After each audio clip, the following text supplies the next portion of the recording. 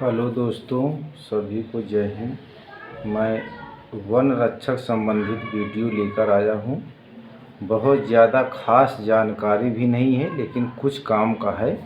इसीलिए मैंने सोचा कि क्यों ना एक वीडियो छोटा से बना के आप सभी को नए पुराने से बताया जाए, पुरानी मैरिट के बारे में भी, और टोटल क्या सब इसी बारे में जानकारी लेकर आया हूँ।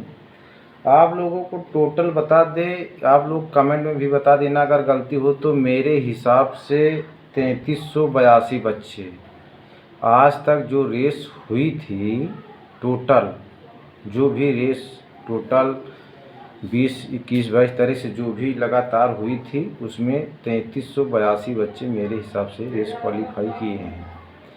और कल के बच्चों के लिए एक अपडेट ये है कि जो भी बच्चे प्रार्थना पत्र या कोई समस्या अपना बताए थे, उनके लिए 44 बच्चे कल 17 तारीख को रेस मारने जाएंगे। तो उसमें हमने एक वीडियो में बताया भी था कि जो रिजर्व में बच्चे हैं, अगर कोई ना दौड़ पाए, हमारे पास कमेंट भी आए थे, तो मैंने बताया भी था कि आप एक बार वहाँ जाके सूचना दे दीजिएगा। तो गए होंगे तो ठीक है, नहीं गए होंगे तो अब वो जाने। इनका पैर में समस्या था, कोई बता रहा था, कोई क्या बता रहा था, तो ये तो उनके लिए हो गया। तो कल 44 बच्चे रेस मारने आयोग ने बुलाया है, जो प्रार्थना पत्र दिए थे। तो सीधी सी बात है, जब ये इतनी दूर प्रार्थना पत्र देने जा सकते हैं, तो ये रेस भी मारने जाएंगे, और रेस इनकी ठीक है होगी लगभग, तभी ये जा रहे हैं। वहाँ देखने तो जा नहीं रहे हैं। उसके बाद ये भी मान के चलो कि 44 में अगर 40 भी किसी प्रकार अगर अट गए, तो 30-32 बच्चे तो रेस क्वालिफाई कर ही देंगे। इसमें कोई सोचने की बात नहीं है। अगर मान के चलो तो 3382 ये, अगर 30 और जोड़ दो तो 3412 बच्चे लगभग, वही 3412, 15, 10 ऐसे बच्चे टोटल रेस क्वालिफाई के लिए हो जाएंगे। अब टोटल हो जाएंगे, वैकेंसी 655 है। ये तो हो गई यहाँ तक जानकारी।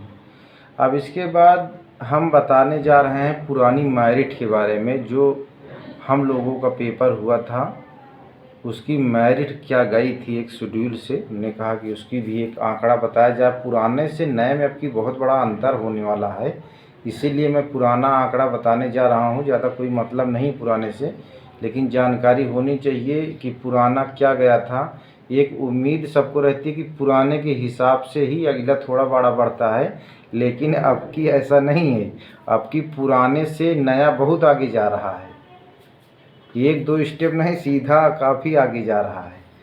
तो उसी लिए है, अगर पुराने में हम अगर जनरल और ओबीसी कि हम लोगों को, आप लोगों की जानकारी ये भी बता दें कि हम लोगों का 200 नंबर का पेपर हुआ था, तो 180 नंबर का पेपर हुआ था, 20 नंबर का इंटरव्यू हुआ था। टोटल जो है 200 का पूर्णांक था, 180 का पेपर हुआ था, 20 नंबर का इंटरव्यू, 200 हो गया। लेकिन ऐसा आप लोगों के साथ नहीं है। आयोग ने जो है सी क्लास की नौकरी में, हमको लगता है लगभग सब में, पहले लेखपाल में भी इंटरव्यू था, अभी जो वैकेंसी पिछली हुई थी, और वन विभाग में भी था, वन रक्षक में भी होता था। सोचिए, सी क्लास की नौकरी थी, 1900 ग्रेड पे की नौकरी है, तब पर भी इसमें होता था, लेखपाल में भी होता था।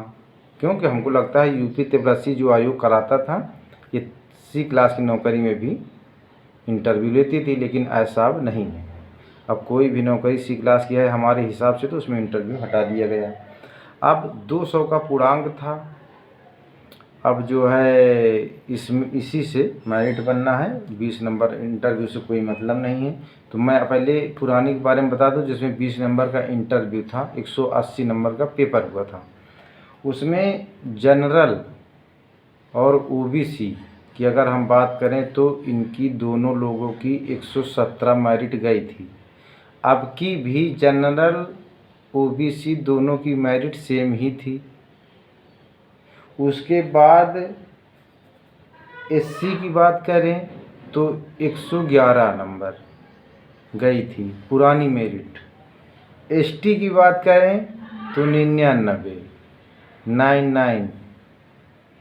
गर्ल, लेडीज, वुमेन, औरत, अगर हम इनकी बात करें तो इन लोगों की गई थी 109 नंबर। लेकिन अब ऐसा अब की इनके साथ भी नहीं होगा। क्योंकि तब हमने देखा था कि जो लड़की रेस क्वालिफाई कर लिए थे वो हो गई थी। मुझे सुनाई कहीं पड़ा नहीं कि पुरानी जो लड़की ने रेस मारा हो उनको निकाला गया, क्योंकि वैकेंसी के बराबर बच्चे ही नहीं क्वालिफाई रेस किए थे। आप सोचिए तब में अब में कितना अंतर हो गया। तो अब की गर्ल लेडीज जो हैं ये लोग भी, अब की इन लोगों की भी मेरिट बढ़ेगी।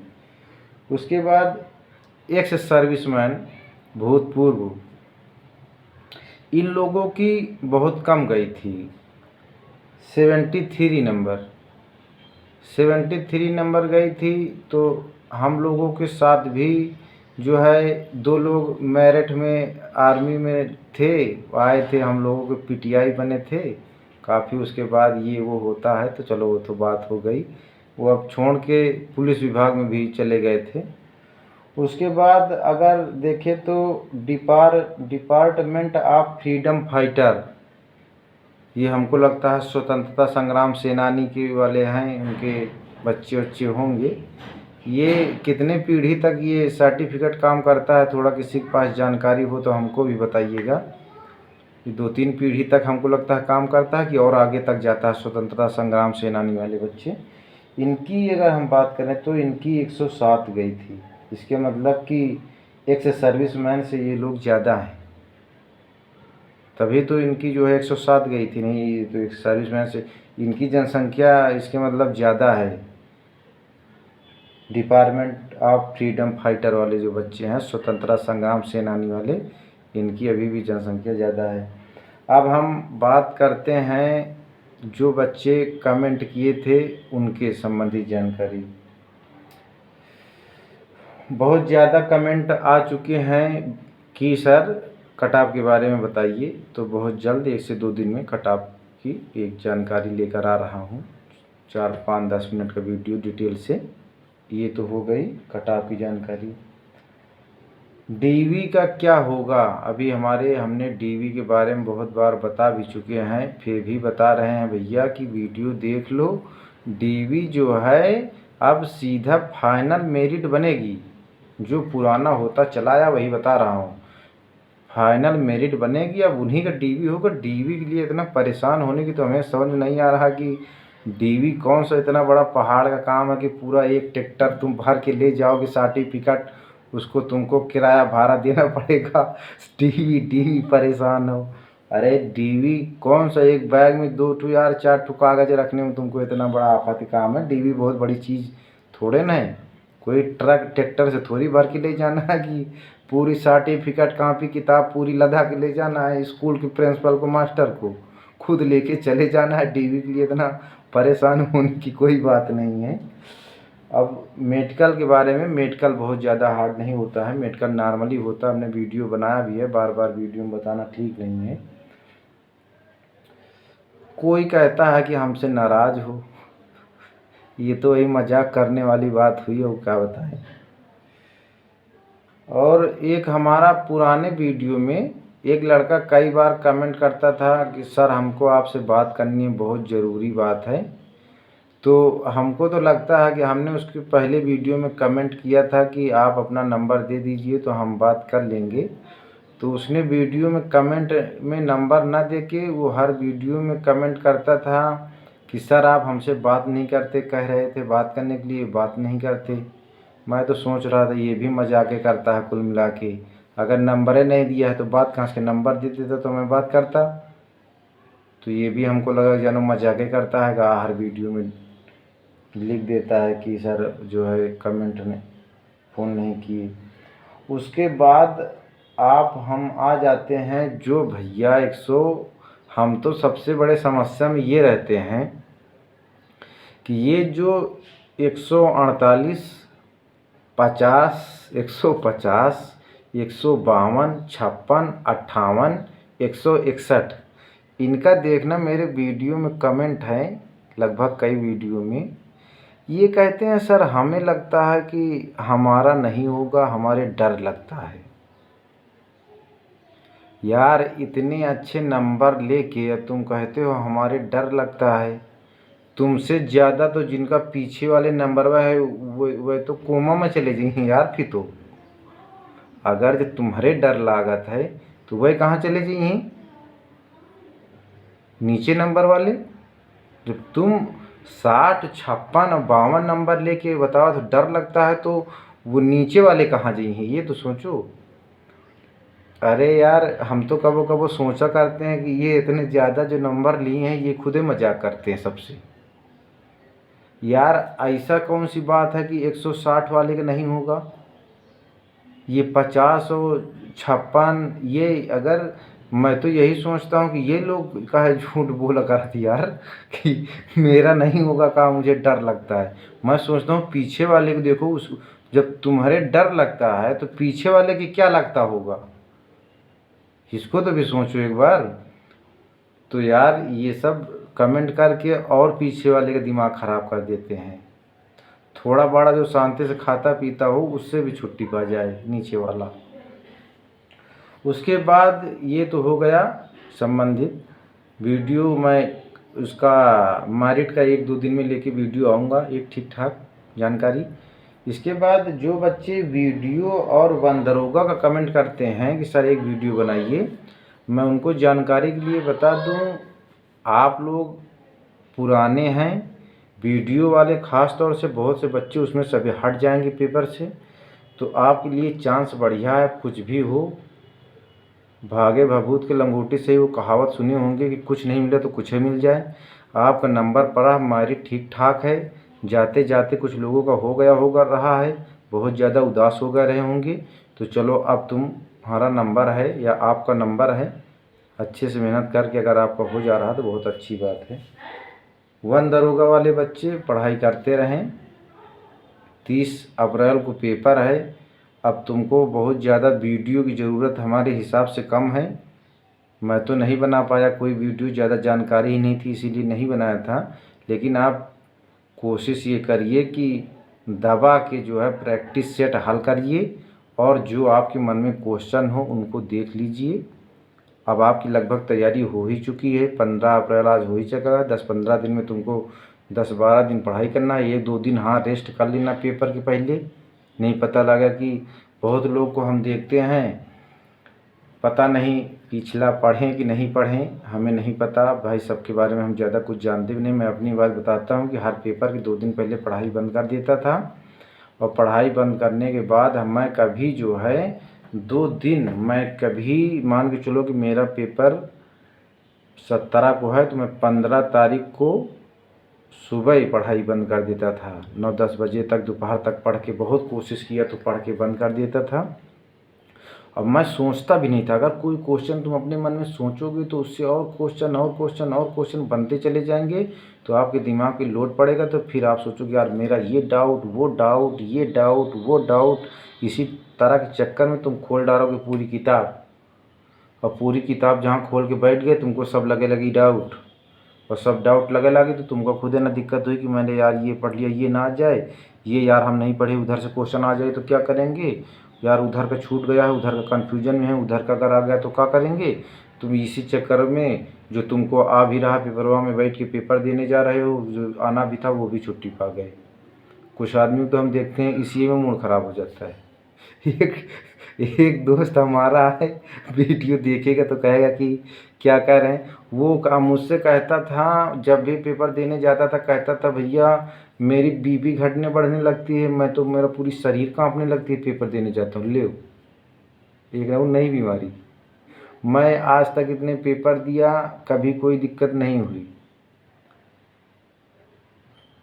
वो कह रहा है कि मैं पेपर देने जाता हूँ तो मेरी शरीर कांपने लगती है, मेरी बीपी बढ़ जाती है, मेरा ज़बान सूख जाता है। ये तो वही हुआ कि जैसे कोई शेर उर सामने आ गया, वो फाट पड़ा, वो बेहोश हो गया। इतने दिन पढ़ाई किए कमरा में बैठ के, कोचिंग में पढ़ाई किए बैठ के, कोई दिक्कत नहीं पड़ी, और पेपर देने गए तो सब समस्या आई। ये तो कोनो बातें ना है। वही है कि आदमी जो है पहले तैयार हुए कतों का, तैयार व्यार हो के सज धज के बैठ जाए तो गिर जाए, एकदम तो बेहोश हो गए। सथियों वाला कहीं इसको छोड़ो, चलो ये कराए नहीं। तो भैया इसमें कोई बड़ी बात नहीं है, अपना आप करते रहिए, पढ़ाई करते रहिए। 2 दिन पहले किसी भी को अगर अच्छे से पेपर देना है तो लगभग 48 घंटा तो ज़रूर भैया कम से कम समय निकाल के पेपर छोड़ दो।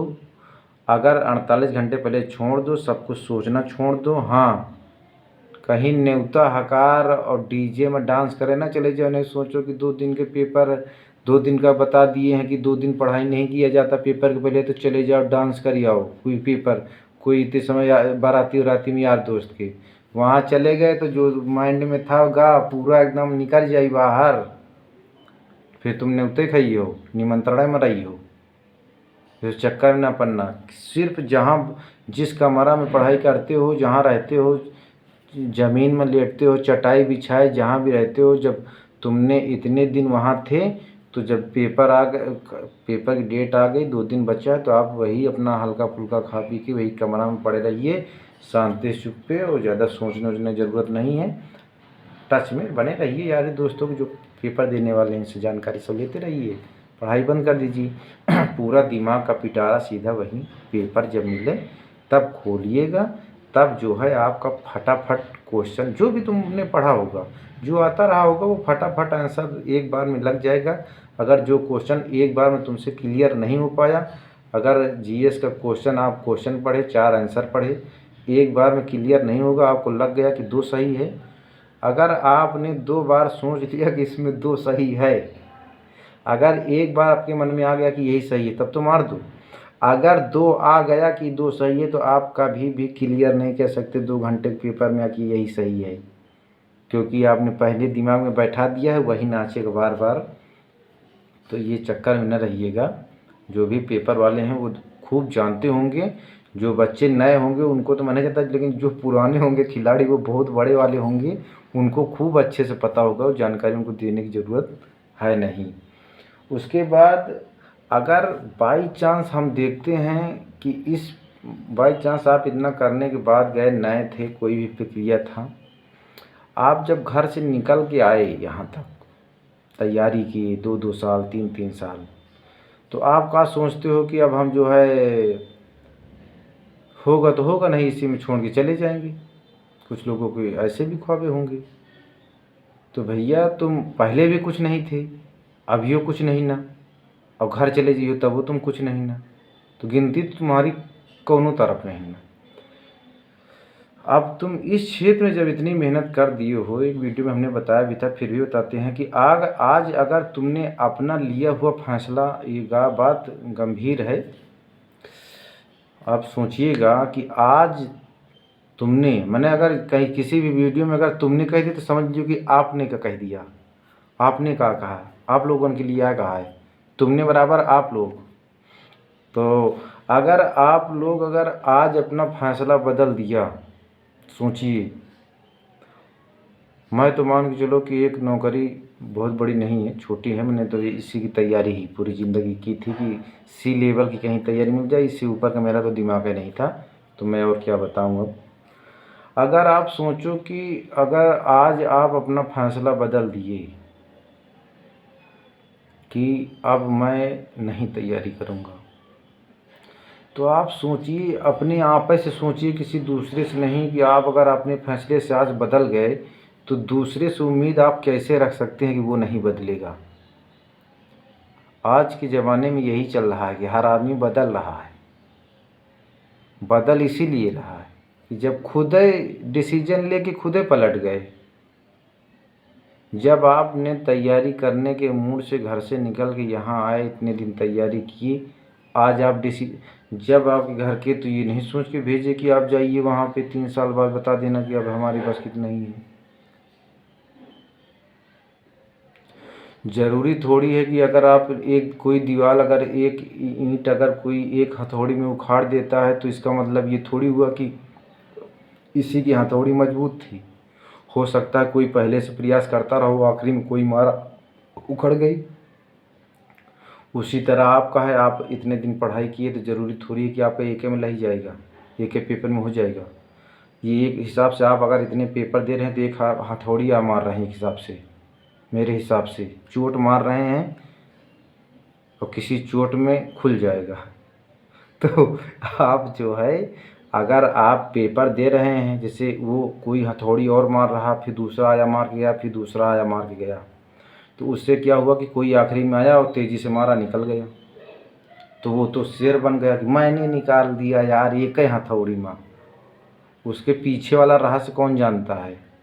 उसी तरीके आप लोग इतने पेपर देते हैं तो ज़रूरी नहीं कि समय में आपको हो जाएगा। आप एक हथौड़ी से चोट मार रहे हैं, इसमें नहीं तो उसमें किसी में लग जाएगा, आपका लग नहीं जाएगा, आपकी तैयारी ले जाएगी वहाँ पे, किस्मत के भरोसे नहीं लगेगा। आपकी जो पढ़ाई है, जो तैयारी है, आप उस क्षेत्र में तैयारी करते हैं तो लगेगा, ऐसा नहीं है कि लगेगा नहीं।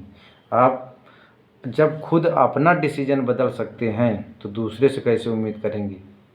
इसीलिए आप लोग तैयारी में लगे रहिएगा। अभी जो कम नंबर के बच्चे हैं वो तैयारी करते रहें जो उनका हो जाएगा, इसमें कोई बात नहीं। उनकी यहीं तक बहुत लोगों की, हम जैसे हमारी यहीं तक सोच थी, सी क्लास की कोई नौकरी मिल जाती है, बहुत बच्चों की होती है, क्या नहीं होती, क्या कि कोई एक नौकरी मिल जाए यार दिनचर्या चलने के लिए, ज़िंदगी के लिए।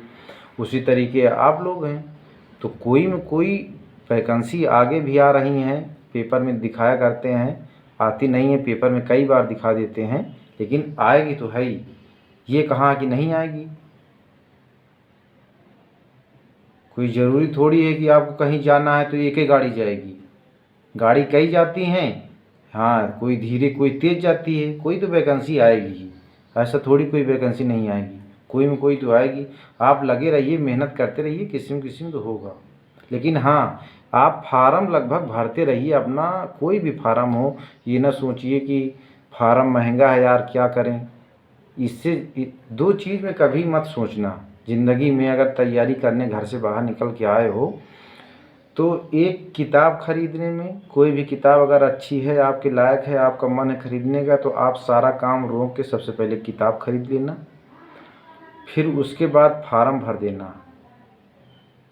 किताब रहेगी, फार्म भरा रहेगा, तभी तो आप जो है खा पी के जो रायबरेली में, अब तो रायबरेली में मैं अपनी बात बता रहा हूँ, और सब बच्चे जहाँ भी होंगे, अगर फार्म भरोगे आप लोग, किताब अच्छी खरीदोगे, तभी तो जो शहरों में कमरा लेके पढ़ाई कर रहे हो तभी तो फ़ायदा है। जब तुम अच्छा से फॉर्मे नहीं भरे हो, पर तैयारी एकदम झांसो झांस करे हो, तो फिर कैसे पता चलेगा कि आप कहाँ हो।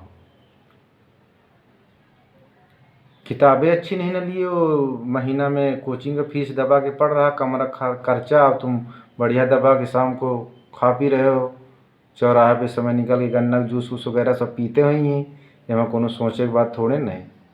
तो जब इतना काम कर सकते हो तो फार्म और किताब अच्छी खरीदने में कभी पीछे ना हटना, जहाँ कुछ खर्चा अपना रोक लेना, लेकिन ये दो चीज़ तो होना बहुत ज़रूरी है। सभी को जय हिंद, जय भारत। बहुत होगा।